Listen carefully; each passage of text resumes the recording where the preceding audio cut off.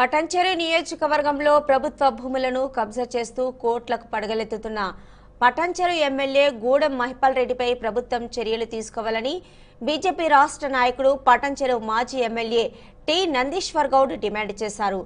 ఐనల్ గ్రామంలో స్థానిక ఎమ్మెల్యే గూడెం మహిపాల్ రెడ్డిని భూములపై గ్రామస్తులు ప్రశ్నిస్తే నాకు ఎలాంటి సంబంధం లేదనడం విడ్డూరంగా ఉందన్నారు. పైగా తనపై ఆరోపణలు చేయడం హాస్యాస్పదంగా ఉందన్నారు.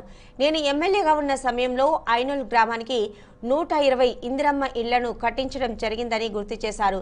ఎమ్మెల్యే హయాంలో ఐనల్ గ్రామానికి ఏం అభివృద్ధి జరిగిందో చెప్పాలని డిమాండ్ చేశారు. ఫ్లైఓవర్ బ్రిడ్జ్ నిర్మాణానికి నిధులు మంజూరు చేసినందుకు ప్రధాని నరేంద్ర మోదీ, కేంద్ర మంత్రి నితిన్ గడ్కరీ, కేంద్ర మంత్రి కిషన్ రెడ్డిలకు ధన్యవాదాలు తెలిపారు.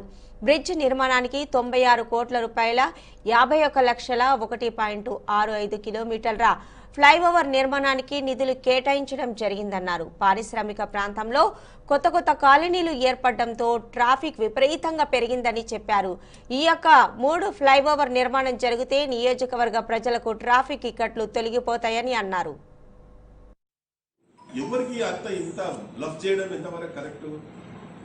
అసలు ఇప్పటి వరకు ఆ కేసు ఏమైంది?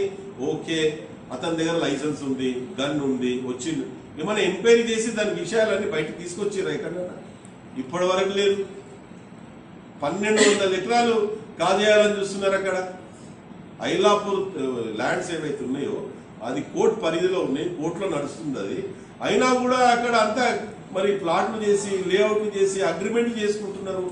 వేరే పార్టీ ఎమ్మెల్యే కూడా ఇంకొక ఆయన 200 ఎకరాలు అలా, ఇంకా ఆయన పేరెందుకు కానీ ఆయన టైం వచ్చినప్పుడు అది కూడా చెప్తాం. మేము 200 ఎకరాలు అగ్రిమెంట్ చేసుకుంటాడా? ఆ 200 ఎకరాలు క్లియర్ చేస్తే టీఆర్ఎస్ లో కలుస్తాడంట ఆయన పెద్ద మనిషి. నేను సిగ్గు శరం ఉండాలి ఇద్దరన్నా. మేము వ్యాపారమా రాజకీయాలంటే? ఎక్కడ పెంచి కొట్టిందో ఏమో మళ్ళీ ఆగిపోయింది. అది కలుసుడు, టీఆర్ఎస్ లో కలుసుడు, టీఆర్ఎస్ లోకి వెళ్ళి మళ్ళా ఆ యొక్క డిస్కషన్ ఆగిపోయింది. ఎందుకంటే అది కోర్టులో ఉన్న వ్యవహారం కాబట్టి అయితలేదు. అది ఈ విధంగా పూర్తిగా ఈ రాష్ట్రంలో ఉన్న ప్రభుత్వ భూములన్నీ కాజేస్తా ఉన్నారు. అర్ధ గంటలో డిఎస్పీ గారికి